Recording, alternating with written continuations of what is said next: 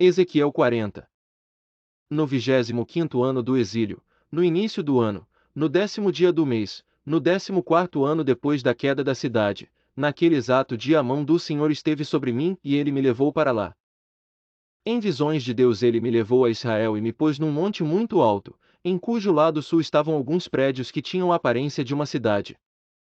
Ele me levou para lá, e eu vi um homem que parecia de bronze. Ele estava de pé junto à entrada, com uma corda de linho e uma vara de medir na mão. E ele me disse: Filho do homem, fixe bem os olhos e procure ouvir bem, e preste atenção a tudo que vou lhe mostrar, pois por isso você foi trazido aqui. Conte à nação de Israel tudo o que você vai ver. Vi um muro que cercava completamente a área do templo. O comprimento da vara de medir na mão do homem era de 6 medidas longas, cada uma com meio metro. Ele mediu o muro, que tinha 3 metros de espessura e 3 de altura. Depois ele foi até a porta que dá para o oriente. Subiu os seus degraus e mediu a soleira da porta, que tinha 3 metros de fundo. As salas dos guardas tinham 3 metros de comprimento e 3 metros de largura, e as paredes entre elas tinham 2,5 metros de espessura. E a soleira da porta junto ao pórtico, defronte ao templo, tinha 3 metros de fundo. Depois ele mediu o pórtico, que tinha 4 metros de fundo e seus batentes tinham 1 metro de espessura.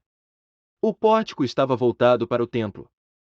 Da porta oriental para dentro havia 3 salas de cada lado, as 3 tinham as mesmas medidas, e as faces das paredes salientes de cada lado tinham as mesmas medidas. A seguir ele mediu a largura da porta, a entrada, era de 5 metros, e seu comprimento era de 6,5 metros. Defronte de cada sala havia um muro de 0,5 metro de altura, e os nichos eram quadrados, com 3 metros em cada lado. Depois ele mediu a entrada a partir do alto da parte de trás do muro de uma sala até o alto da sala oposta. A distância era de 12,5 metros, da abertura de um parapeito até a abertura do parapeito oposto. E mediu ao longo das faces das paredes salientes por todo o interior da entrada, eram 30 metros. A medida era até ao pórtico que dá para o pátio. A distância desde a entrada da porta até a extremidade do seu pórtico era de 25 metros. As salas e os muros salientes dentro da entrada eram guarnecidos de estreitas aberturas com parapeito ao redor, como o pórtico. As aberturas que os circundavam davam para o interior. As faces dos muros salientes eram decoradas com tamareiras. Depois ele me levou ao pátio externo. Ali eu vi alguns quartos e um piso que havia sido construído ao redor de todo o pátio. Ali havia 30 quartos ao longo de todo o piso. Era adjacente às laterais das entradas e sua largura era igual ao comprimento. Esse era o piso inferior. A seguir ele mediu a distância do interior da entrada inferior até o exterior do pátio interno, o que deu 50 metros, tanto no lado leste como no lado norte. Mediu depois o comprimento e a largura da porta que dá para o norte, que dá para o pátio externo. Seus compartimentos, 3 de cada lado, suas paredes salientes e seu pórtico tinham as mesmas medidas dos da primeira entrada. Tinham 25 metros de comprimento e 12,5 metros de largura. Suas aberturas, seu pórtico e sua decoração com tamareiras tinham as mesmas medidas dos da porta que dava para o oriente. 7 degraus subiam até ela, e o seu pórtico ficava no lado oposto a eles. Havia uma porta que abria o pátio interno e que dava para a porta norte, como também uma que dava para a porta leste. Ele mediu de uma porta à porta oposta, eram 50 metros.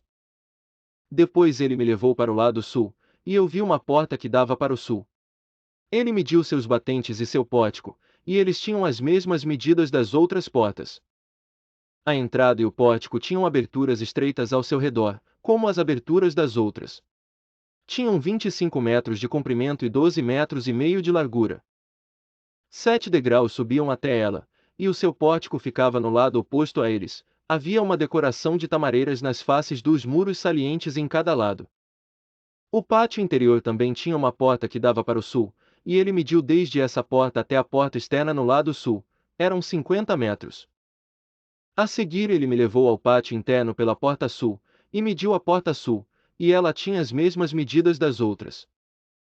Suas salas, seus muros salientes e seu pórtico tinham as mesmas medidas dos outros. A entrada e seu pórtico tinham aberturas ao seu redor. Tinham 25 metros de comprimento e 12,5 metros de largura. Os pórticos das entradas ao redor do pátio interior tinham 12,5 metros de largura e 2,5 metros de fundo.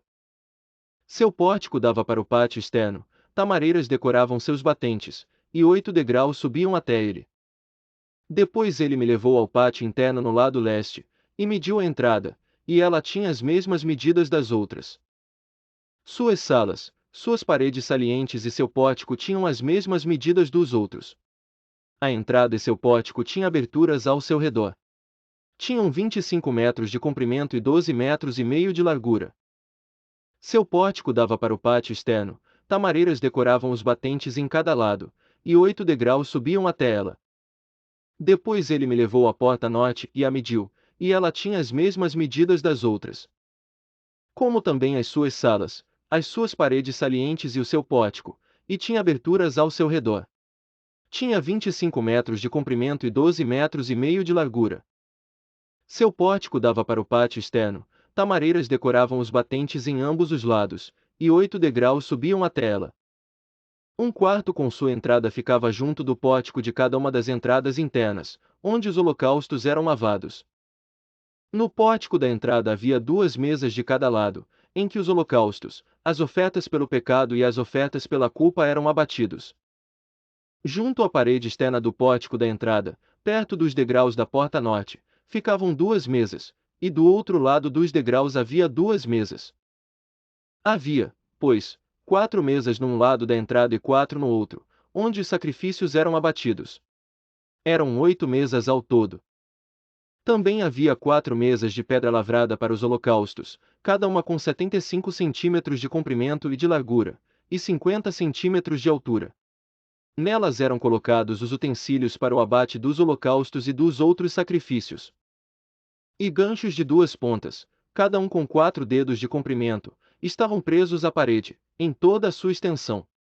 As mesas eram para a carne das ofertas.